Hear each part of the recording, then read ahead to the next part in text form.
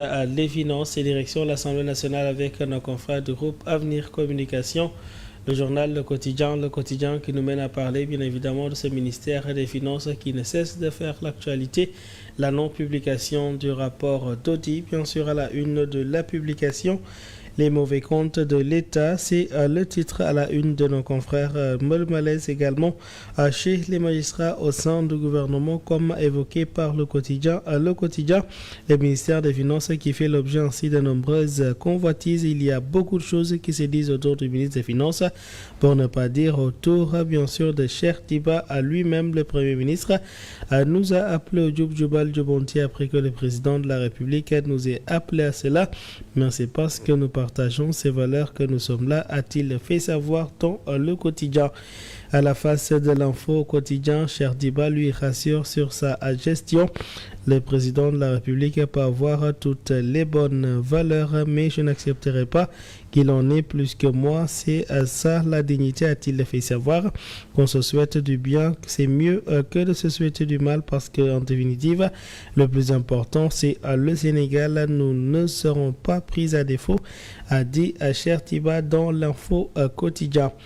Nous le retrouvons également à la face des Échos, Cheikh Diba, qui se lâche après les accusations. Dans les Échos, il note: je ne vais pas accepter que Diomaye ou Sonko aient plus de valeurs que moi. Ils peuvent avoir les valeurs cardinales, mais je n'accepte pas qu'ils en aient beaucoup plus que moi. On ne me prendra jamais à défaut. Il y a beaucoup de choses qui se disent autour du ministère et du ministre des Finances, a-t-il clamé devant ses députés. Autre chose dans l'actualité, c'est l'As quotidien qui révèle ce matin la lettre bouleversante de Matar Diagne, cet étudiant qui s'est suicidé au niveau de l'université Gaston Berger de Saint-Louis. L'As quotidien de revenir sur ces mots assez forts: ne me jugez pas, a-t-il dit. Il m'est préférable de mourir dans l'honneur que de vivre dans le déshonneur. Que papa et maman me pardonnent, a-t-il souligné sur sa page Facebook. Vox Populi quotidien, dans la foulée de cette affaire, de dire à Matar Diagne la lettre d'adieu et les effusions d'émotion.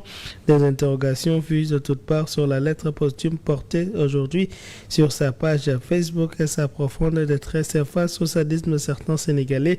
Il a tout raconté. Peut-être que ma mort ouvrira les yeux à certains, a-t-il dit. La douleur physique, ce n'est rien, mais celle du cœur est infernale.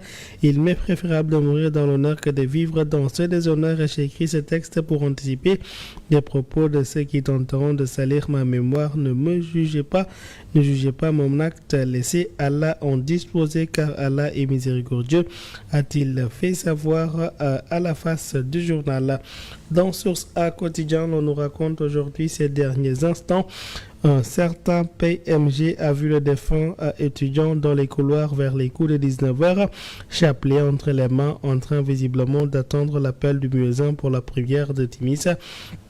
Quand je suis entré dans la chambre, j'ai constaté qu'il avait fini de faire sa prière, car le tapis à deux prières ainsi que son chapelet n'était pas encore arrangé, a-t-il confié à nos confrères de Source A quotidien. Le journal de noter les premiers étudiants cités comme étant les premiers témoins de ceux qui semblent être en suicide ont été entendus hier par la section de recherche de Saint-Louis chargée de l'enquête. 48 heures avant sa perte tragique, le défunt étudiant a été aperçu en train de photocopier des documents. L'enfant de Pékin Guinaouraï n'avait pas certes le sens des relations et était solitaire, mais il fut un étudiant brillant, timide et très discret. D'ailleurs, M. Sey, professeur chargé de travaux dirigés en année de licence, n'en manquait pas du tout d'apprécier son travail en plein cours devant ses camarades étudiants. C'est ici le triste destin de Matar raconté aujourd'hui par nos confrères. Libération, lui, nous mène aux origines d'une tragédie. Sa pendaison dans sa chambre, la découverte du corps sans vie, l'enquête du voisinage, la maladie de sa mère, le temps qu'il passait à écrire ce que révèle l'enquête aujourd'hui est révélé par Libération quotidien, le journal au papier noir, de revenir sur ces mots. La fois où j'ai eu à me confesser, mes confessions ont été exposées en public, a-t-il dit avant de partir. Autre personnalité qui nous a quittés aujourd'hui, il s'agit là de Jimmy Mbaye. Selon Libération Quotidien, c'est la musique qui perd aujourd'hui une icône. Adieu Jimmy, le guitariste du Super Étoile, s'est éteint cette nuit à Dakar, révèle la publication. Sud Quotidien à présent de noter l'indice de perception à la corruption 2024.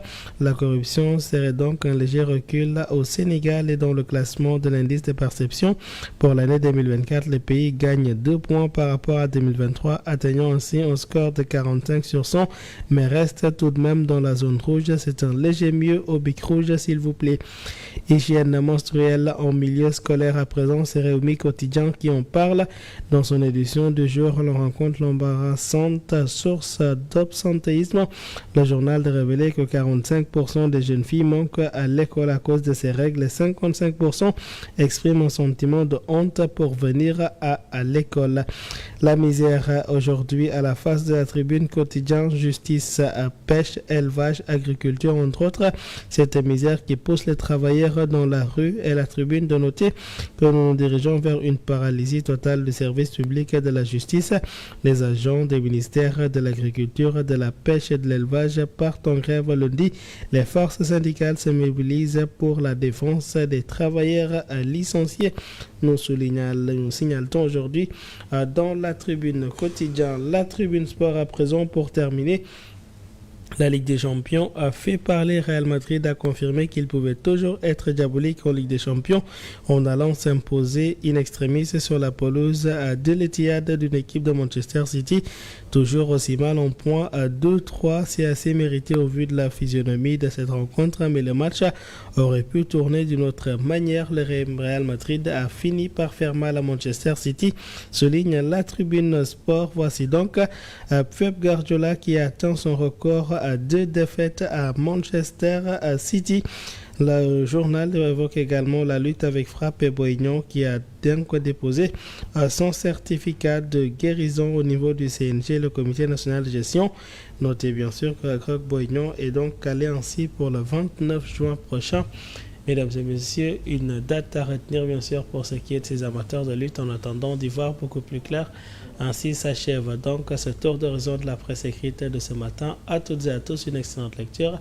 Restez bien sûr avec nous puisque l'actualité a donc continué en tour d'horizon sur le web. Ce sera tout juste après le jingle. Vous allez donc retrouver Kajor Sissé.